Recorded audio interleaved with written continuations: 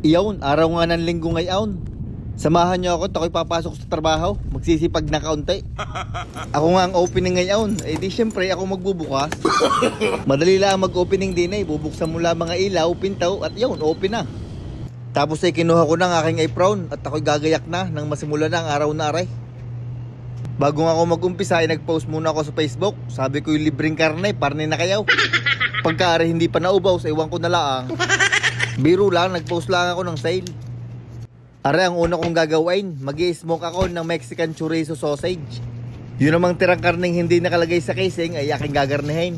Huhulmahin ko lang na parang malaking sausage at akin din i-smoke.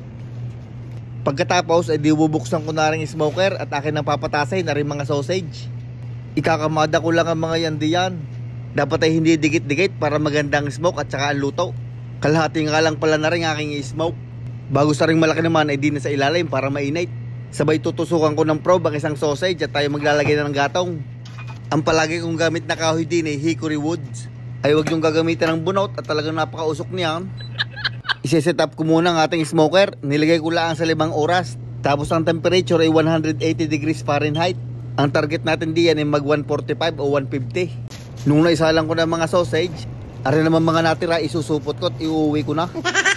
Alay hindi na kayo mabiraw, aray isinusupot namin at ibinebenta na ng garnay. At yung iba ay pan-display sa unahan. Lalagyan ko lang na aking autograph para alam kung sinong gumawa. Label at saka date na rin kasama na. At nung ako'y napadaan sa hallway ay nakita ko aray may order.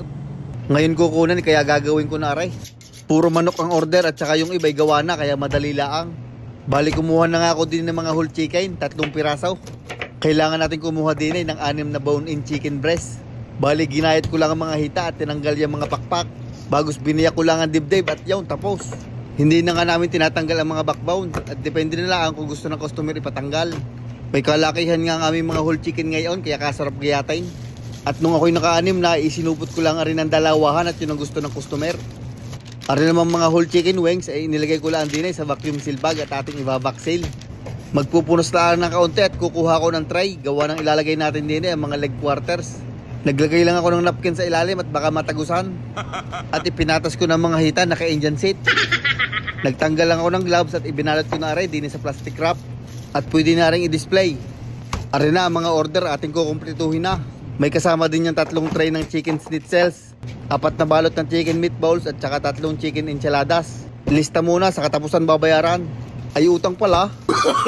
Inilagay ko na nga ang mga ridini sa box para mamaya ibubuhatin na laang. Pagkatapos ko nga sa order na iyon ay magagayat muna ako din ng beef tenderloin at wala nang display sa unahan. Nilinis ko muna nga aray, tinanggal ko yung mga silver skin na iyan. Pagkatapos ay hiniwa ko na ng pagarinay. Medyo kinakapalan ko yung gayat ng steak at yun ang gusto ng mga customer din eh. Pagkagayat ay inilagay ko lang din sa tray. At yan, pwede na ibenta, babalutin na laang. Nakita ko nga itatatlo na din na rin strip loin. Ayaw ko nang nakakakita ng bakante sa tray, gusto ko lagi puno. Kaya dadagdagan ko lang rin ng 2 para mapuno at magandang tingnan. Pag nakikita ng customer na puno at madami, napapadami ang bili. At dapat maganda ang presentation para attractive. Pagkakatapos ay maglilinis lang ng kaunti. May umorder ng customer, T-bone daw. Sabi ko wala kaming fresh ngayon, frozen may round.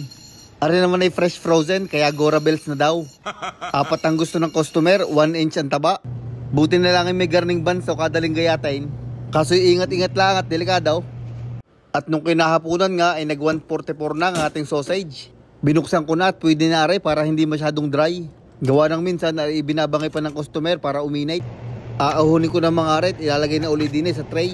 Pag kayo gagawa ng garnay, mas maganda pagka i-ice bath. Para talagang tigil ang pagluto. Aring nga kani irerekta ko na lang sa fridge.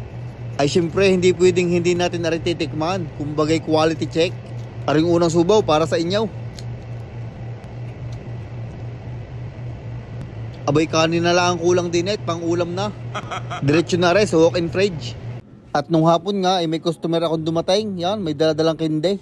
Abay marunong nang bumili kasi walang pambayad. Right, ma? Ha? Tapos dyan?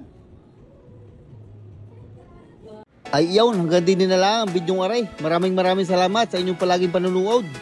Ay huwag niyong kakalimutan mag-like, share, comment, and follow na rin. Maraming salamat. Mag-subscribe na rin kayo din sa aking YouTube channel.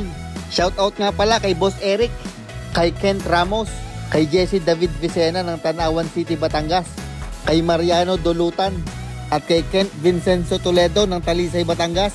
Salamat mga idol at mag-iingat kayo palagi.